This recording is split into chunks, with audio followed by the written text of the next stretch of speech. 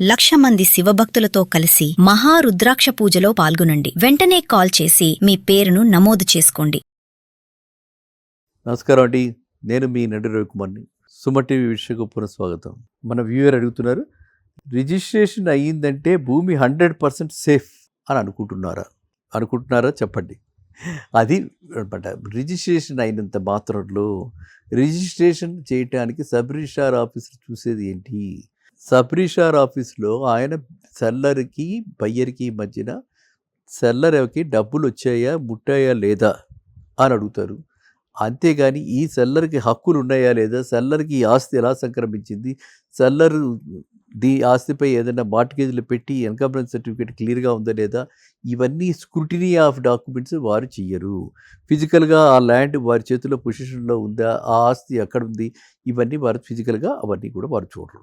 కాబట్టి బయ్యర్ ఎవరైతే ఉన్నారో కొనుక్కుంటున్న వాళ్ళు మాత్రం ఖచ్చితంగా ఇలాంటి రిజిస్ట్రేషన్లు చేయించుకుంటున్నప్పుడు ఖచ్చితంగా వాళ్ళ పొజిషన్లో ల్యాండ్ ఉందా లేదా, ప్రాపర్టీ ఉందా లేదా, ఆ ప్రాపర్టీ పొజిషన్లోకి తీసుకోవాలి.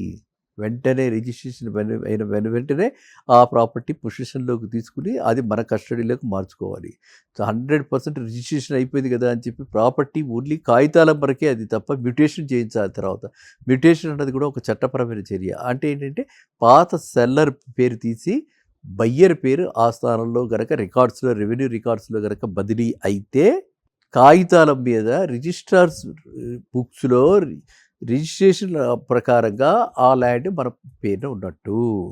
అంత మాత్రాన 100% మనం సెక్యూర్డా అంటే కాదు. ఎందుకు అని అంటే ఇవన్నీ నేనన్న ఈసీలు, ఫిజికల్ పొజిషను, ఎవరు ఇంతకుముందు ట్యాక్స్ కట్టారు, రిసీట్స్ కౌలుదారులకు ఇస్తే ఆయన కట్టాడా ఈయన కట్టాడా, ఇలా title flow for last 15 years చూసుకోవాలి. మినిమం అలా చూసుకుంటే అప్పుడు ప్లస్ ఈ మ్యూటేషన్ జరిగి ఈ లింక్ డాక్యుమెంట్స్ ఇవన్నీ కరెక్ట్గా ఉంటే అప్పుడు మాత్రమే మన ప్రాపర్టీ మనది అని ఎష్యూర్డ్గా ఉండొచ్చు. కాబట్టి మీరందరూ కూడా ఇలాంటివి ఏమైనా ట్రాన్సాక్షన్స్ చూస్తున్నప్పుడు ఒక ప్రొఫెషనల్గా క్వాలిఫైడ్ అడ్వకేట్, అది కూడా ఆయన లెటర్ హెడ్ మీద ఒపీనియన్ తీసుకుని అది చట్ట ప్రకారంగా ఉంది, ఆయన అమ్మేవాడికి ఆ హక్కు ఉంది అని క్లియర్ మార్కెటబుల్ టైటిల్ ఉంది, ఆయన దగ్గర పొజిషన్లో ఉన్నాడు, ఆయన లాస్ట్ ట్యాక్స్ రిసిప్ట్ కూడా ఆయన కట్టాడు, ఈసీలో ఏవి కనిపించట్లేదు, ఈ విధంగా అన్ని పరిశీలించిన తర్వాత మాత్రమే అలాంటి ఒపీనియన్ ఇస్తారు లాయర్స్. అండ్ ఏదైనా ఏ బ్యాంక్ వాళ్ళైనా సరే ఒక స్టాండర్డ్ ఫార్మాట్ ఒకటి తయారు చేశారు. ఆ స్టాండర్డ్ ఫార్మాట్లోనే అలాంటిది ఇస్తారు. కాబట్టి మీరంతా కూడా ఆ లీగల్ ఒపీనియన్ తీసుకున్న తర్వాతే సేల్ డీడ్లోకి ఎంటర్ కండి. కాబట్టి మీరు అడిగిన ప్రశ్న చాలా చక్కటి ప్రశ్న.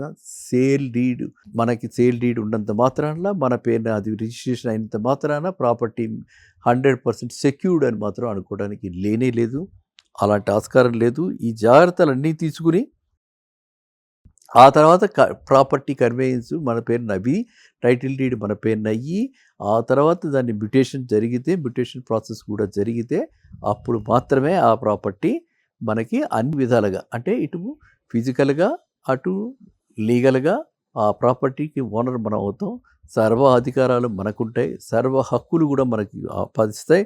కాబట్టి ఎవరు కూడా టైటిల్ లేని ప్రాపర్టీ, అంటే విత్ గుడ్ టైటిల్ లేని ప్రాపర్టీ కొనుక్కోకండి. వాడికి ఉన్న టైటిల్ కంటే, సెల్లర్కి ఉన్న టైటిల్ కంటే మనకి బెటర్ టైటిల్ రాదు. కన్సిడరేషన్ ఒకటే కాదు, ఇవన్నీ ఫ్యాక్టర్స్ మీరు తీసుకోండి. సో ఈ సందేహం రావటం చాలా కరెక్టు. ఎందుకంటే మనం ఈ రీసెంట్ పాస్ట్లో చూస్తున్నాము, రేట్లు పెరిగిన దృష్ట్యా తెలంగాణలో మరీ ఎక్కువ అయిపోయినాయి ఫ్రాడ్స్. కాబట్టి రియల్ ఎస్టేట్ రంగంలో ఎవరు పెట్టుబడి పెడుతున్నా కూడా ఆచితూచి చక్కటి ప్రొఫెషనల్ అడ్వైస్ తీసుకుని మాత్రమే పెట్టుబడి పెట్టండి. ఇది రిజిస్ట్రేషన్లు చేసేస్తాము, రండి డబ్బులు కట్టేసేయండి రిజిస్ట్రేషన్ అయిపోతుంది అని అంటే మాత్రం అలా భ్రమలకు గురి కాకండి. ఎవరు కూడా తక్కువ రేట్లకు వస్తున్నాయని కానీ, లేకపోతే వెంటనే రిజిస్ట్రేషన్ చేస్తున్నారని కానీ మాత్రం మీరు వెళ్ళకండి. ఈ చాలా చక్కటి ప్రశ్న ఇది. సో అందువల్ల 100% డాక్యుమెంటేషన్ క్లియర్ అయిన తర్వాత, 100% క్లియర్ లీగల్ ఒపీనియన్ వచ్చిన తర్వాత, టైటిల్ డీడ్ క్లియర్గా ఉందని చెప్పి చేసుకోవచ్చు అని చెప్పి ప్రొఫెషనల్ అడ్వకేట్ ఎవరైనా లీగల్ ఒపీనియన్ ఇచ్చిన తర్వాత మాత్రమే మీరు సేల్ డీడ్ రిజిస్ట్రేషన్కి వెళ్ళండి. సేల్ రిజిస్ట్రేషన్ చేయించుకుని ఆ తర్వాత వెంటనే మ్యూటేషన్ కూడా చేయించుకోండి. మ్యూటేషన్కి సేల్ డీడ్కి మధ్యన 1 or 2 days, ఎందుకంటే స్కాన్ చేసి ఈ మన సంతకాలన్నీ స్కాన్ చేసి లేకపోతే థంబ్ ఇంప్రెషన్స్ స్కాన్ చేసి ఇవన్నీ కూడా అవ్వటానికి మినిమం పడుతుంది.